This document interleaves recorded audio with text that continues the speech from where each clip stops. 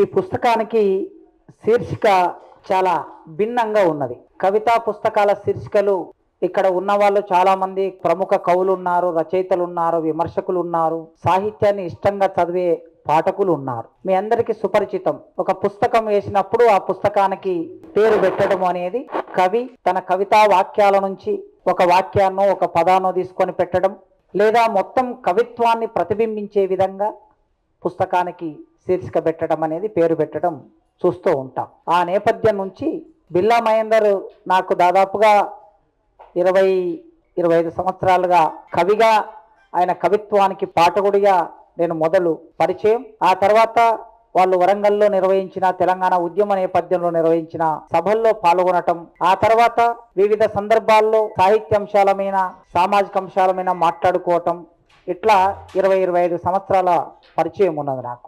మొదలు నేను ఆయన కవిత్వానికి పాఠకుని గనక ఆయన రాసిన 6 పుస్తకాల్లో 3 పుస్తకాలు తెలంగాణ ఉద్యమం మీదనే రాశాడు. అంటే ఆయన కవితా నేపథ్యం ఒక రకంగా తెలంగాణ నేపథ్యంగా, తెలంగాణ ఆలంబనగా కవిత్వం మొదలైంది.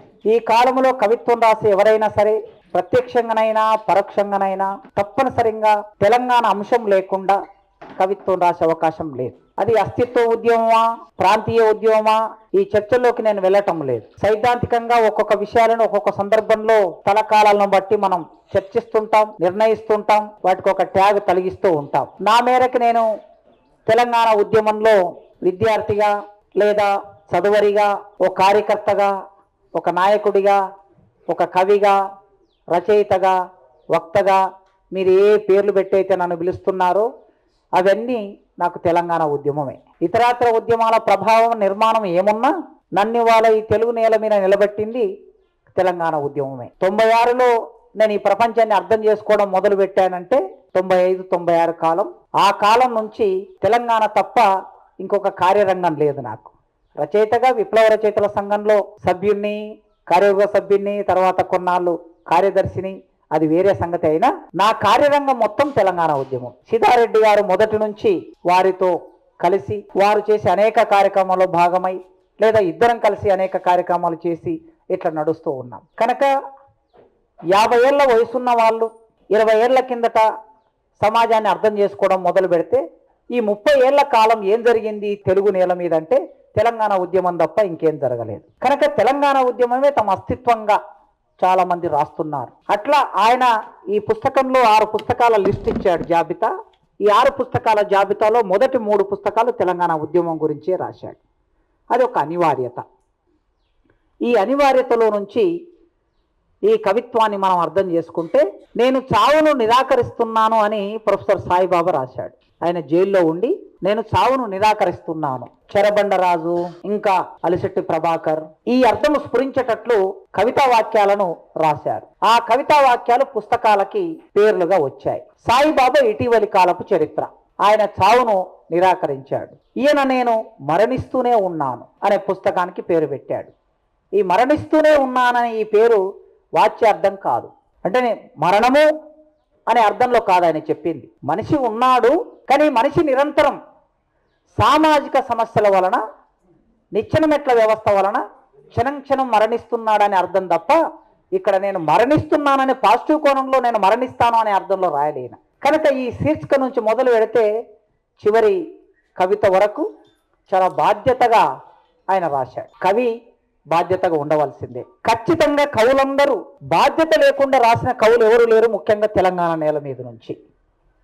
భావజాలం ఏదైనా కావచ్చు, ఒక్కొక్కసారి కాస్త ప్రగతిదాయక భావజాలానికి కొద్దిగా అటు ఉండి రాసిన వాళ్ళు కూడా బాధ్యతగా రాశారు.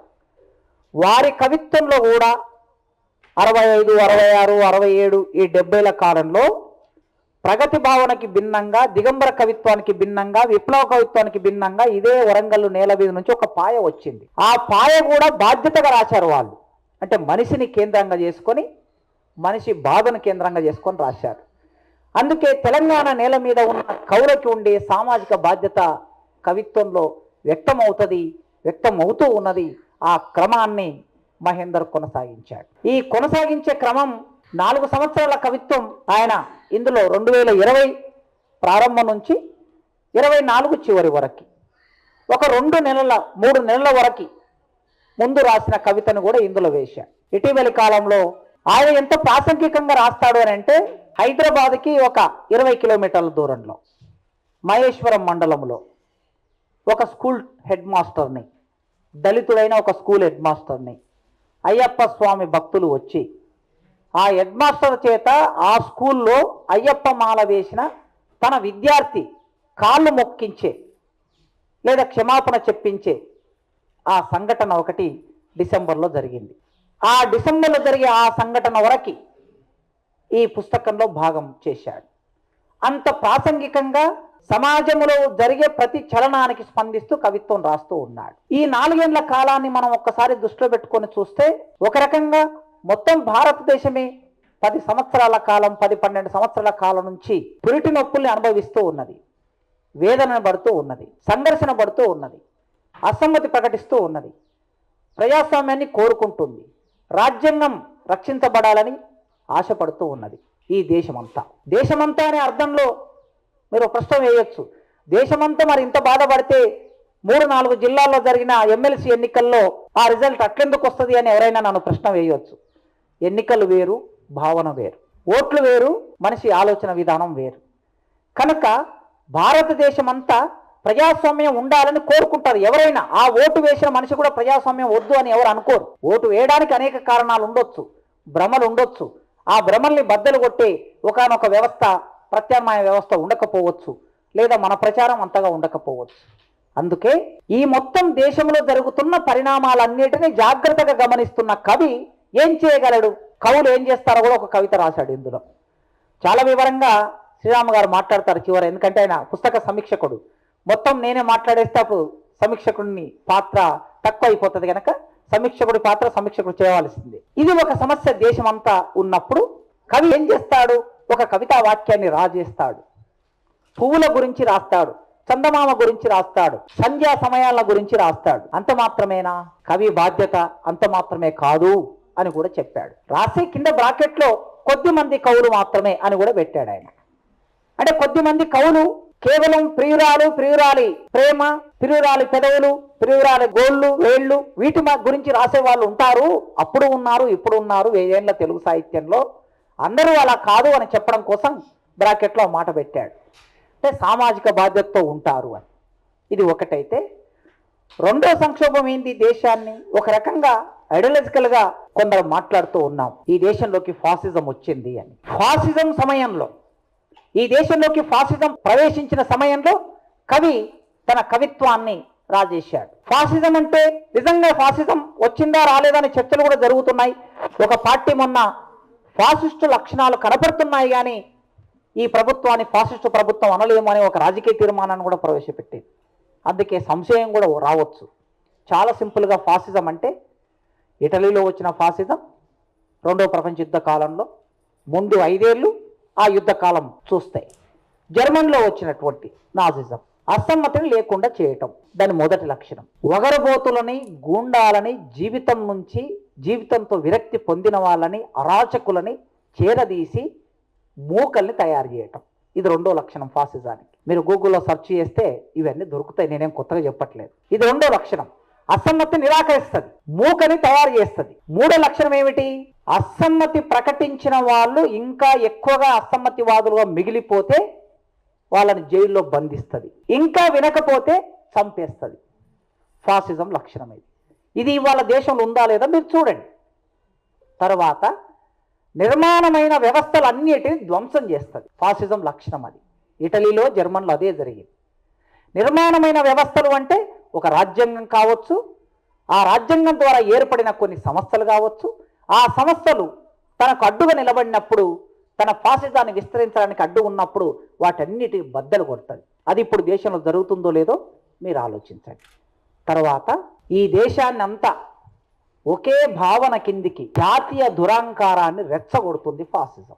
ఇటలీలో వచ్చినటువంటి ముసోలిని అయినా, జర్మనీలో వచ్చినటువంటి హిట్లర్ అయినా మొట్టమొదటి వాళ్ళు ఎంపిక చేసుకున్నది జాతీయ భావాన్ని రెచ్చగొట్టడం. మనం తప్ప ఈ ప్రపంచంలో మించిన గొప్ప వాళ్ళు ఎవరూ లేరు, మనల్ని మించిన గొప్ప వాళ్ళు ఎవరూ లేరు, ఈ ప్రపంచాన్ని పరిపాలించగలిగిన సత్తా మనకే ఉంది అని జాతీయ భావాన్ని రెచ్చగొట్టడం, ఇతరులను నిరాకరించటం. అట్లా కొన్ని లక్షల మందిని గ్యాస్ పొయ్యిల్లోకి నెట్టి చంపేయటం, మేధావులని అంగీకరించకపోవటం, ఇది ఫాసిజం లక్షణాలు. ఈ లక్షణాలు ఈ దేశంలో ఉన్నాయో లేదో మీకు నేను కొత్తగా చెప్పవలసిన అవసరం లేదు. ఈ కాలంలో తన కవిత్వాన్ని రాజు చేశాడు మహేందర్. ఇక రెండవది, ఒక 3 సంవత్సరాల కాలం ఈ దేశాన్ని, ప్రపంచాన్ని కోవిడ్ పీడించింది. నారాయణ స్వామి ముందు మాటలో రాశాడు, దాదాపు 2 కోట్ల మందిని కోవిడ్ మింగేసింది. 2 కోట్ల మందిని మింగేసిన కోవిడ్ కాలంలో ఆయన ఈ కవిత్వాన్ని రాశాడు. ఇక 3వ సందర్భం, ఇక ఈ దేశంలో అసమ్మతి ప్రకటించే వాళ్ళు ఎవరు ఉండనట్లే ఈ దేశ అధినాయకత్వం నిన్ననే మాట్లాడింది, పేపర్లో వచ్చింది, మీరు అందరూ చూశారు. అడవుల్లో నక్సలైట్లు లేరు, ఇప్పుడు పట్టణాల్లో అర్బన్ నక్సలైట్లు ఉన్నారు అంటున్నారు.